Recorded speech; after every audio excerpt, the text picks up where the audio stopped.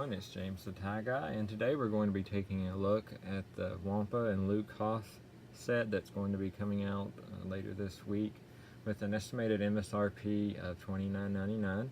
The set will include Luke with a few accessories that we'll take a look at, as well as the Wampa figure itself. It is Force Link 2.0 enabled. So to start, let's go ahead and we'll set Luke to the side and take a look at the creature first. I'm pretty pleased with the sculpt on him. I think they did a good job of making his fur have some texture. The underside of his paws also has some. He reminds me, as far as his size, he reminds me of the vintage Wampa, but of course with more detail and a lot more articulation, which I want to show you here briefly. First, take a look at the touch point for the Force Link 2.0. It's right there on the bottom of his right paw.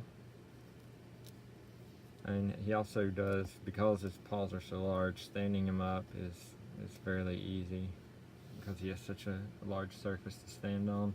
As far as articulation, we've got the right arm, which swivels completely around. This is the arm that also comes off for the feature to make it like you see in the Empire Strikes Back. So it is a little bit more prone to wiggling if you move it like that, but it doesn't just come off very easily. And then this arm, the left one, is going to have the same exact 360-degree rotation on the forearm as well as the whole arm itself. His head turns from side to side, left to right very easily, 180 degrees. I could get it to turn 360 degrees, but unless you're trying to do a remake of the Wampa Exorcist, I don't see any reason why you'd want to do that, and that's just going to wear out the joint faster. So we'll just do the 180 on that. His horns, see if I can get it to focus for you here. The horns are a separate piece up to right here at this point at the end. They're separated and then they connect to his head there. The teeth, you can see the blood from his last tauntaun that he ate. And then it's kind of hard to see because they're so dark, but his eyes are just black set back in his head, but they are there for that detail. And then as far as the leg articulation, once again, like the rest of him, it's very good. You've got the right leg 360 degrees at the kneecap there, the paw 360 degrees as well. It also has some up and down motion, and the left leg is no exception. It's exactly the same, 360 at the knee, and then the paw 360 up and down motion. So I mean, there's a lot of poses that you can achieve, like the swatting and the grabbing, and then just the setting like that. I have a photo gallery on my channel's Facebook page and Flickr if you want to check out some of the poses that I got him and Luke into. I had a fun time doing it, and it was easy to achieve those poses with him, which is commendable for a toy of this size to have that much articulation. You can have him just sitting down chilling, no real problem. And we don't want to forget about his party piece, which is his arm that pops off. Nothing too gory. It is a kid's toy in the end, but you've got this piece here that connects it, which to me looks a lot like a bone sticking out of something like a ham hock. So I guess in a way that could be seen as part of the detail of him. And then there, nothing too extraordinary, but it works.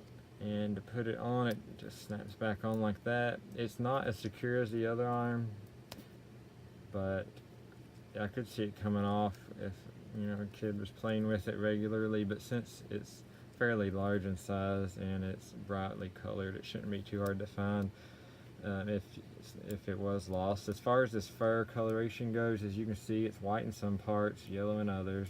Vintage figure looks the same way now 40 years later with the yellowing, but most of them I think were pretty much snow white. But the detail is more realistic on this one because a creature that hunts, creatures like, you know, tauntauns for food, isn't going to stay looking Snow White, even if that's what they live in. And I'm sure the cave that he lives in has dirt and mud, so I'm glad they gave it a little bit of variation in his fur. So we'll set him right here, and then we'll bring up the Luke figure. For a basic figure, he's not bad at all. Something that's non-Black Series. They actually did decent with the sculpt on him. If I can get the face to focus here. It's a little bit dark, but you can see the eyes they actually did a great job on.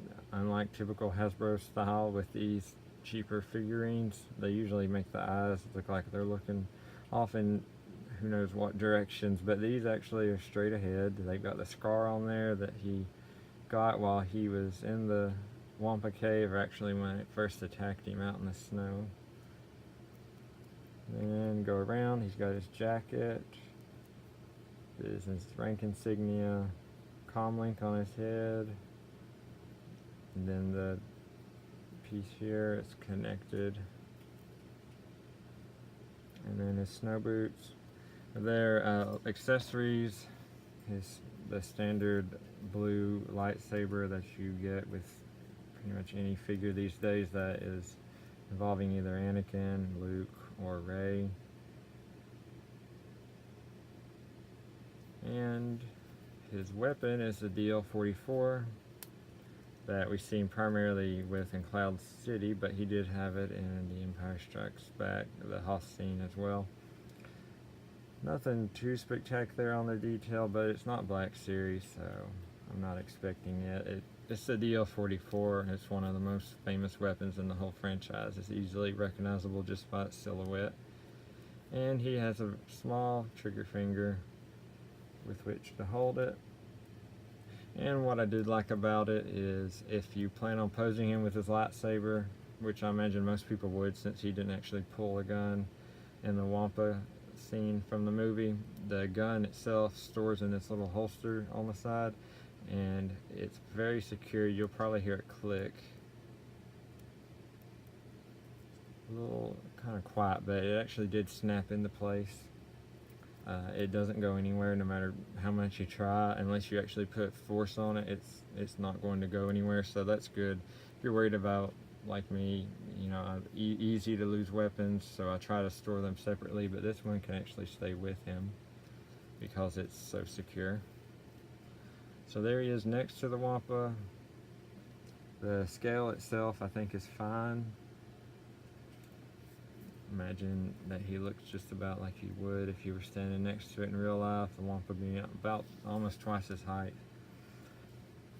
And like I said, poses are fairly easy to accomplish. It's a lot easier when you've got some time to do it, which is why I did my photo gallery, but that one there is kind of funny.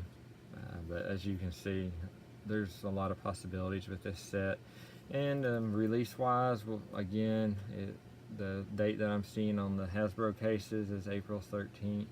So that's this coming Friday. MSRP, I'm going to estimate at $29.99. I haven't heard the official word, but that's what the Probot Imperial Probe Droid set from The Last Jedi cost, and other similar sets. So I think that's a safe bet. If you have any questions about this, let me know down in the comments. I appreciate you watching my video, and if you could subscribe to my channel, that would be great. And if you like the video, give it a thumbs up. That would help me out a lot. I hope everyone has a good day, and may the Force be with you.